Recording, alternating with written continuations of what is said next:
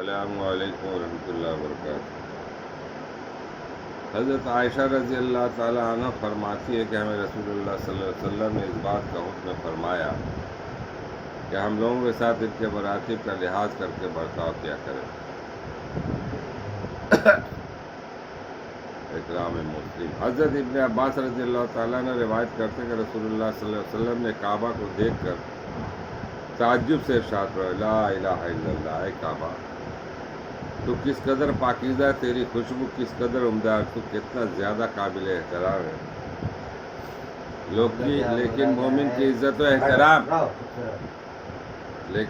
مومن کی عزت و احترام تجھ سے زیادہ ہے، اللہ تعالیٰ نے تجھ کو قابل احترام بنایا ہے۔ اسی طرح مومن کے مال، خون اور عزت بھی قابل احترام ہے۔ اسی احترام کی وجہ سے اس بات کو بھی حرام قرار دیا کہ ہم مومن کے بارے میں ذرا بھی بدگمانی نہ کریں۔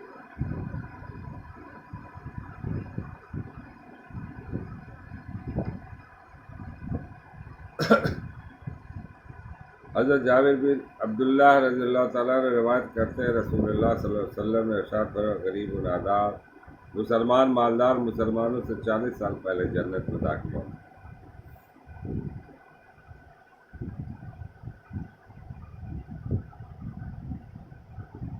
حضرت ابو ہریرہ رضی اللہ تعالیٰ نے روایت کرتے کہ رسول اللہ صلی اللہ علیہ وسلم نے ارشاد فرمایا، غریب غربا مالداروں سے آدھے دن پہلے جنت میں داخل ہوں گے اور اس آدھے دن کی مقدار 500 برس ہوگی۔ فائدہ، پچھلی حدیث میں غریب کا امیر سے 40 سال پہلے جنت میں داخل ہونے کا ذکر ہے۔ یہ صورت میں کہ امیر اور غریب دونوں میں مال کی رغبت۔ اس حدیث میں 500 پہلے جنت میں جانے کا ذکر یہ اس وقت ہے جبکہ غریب میں مال کی رغبت نہ ہو اور مالدار میں مال کی رغبت ہو۔ اللہ تعالیٰ ہم لوگوں کو پڑھنے اور سننے سے زیادہ عمل کرنے کی توفیق عطا فرمائے۔ وما علینا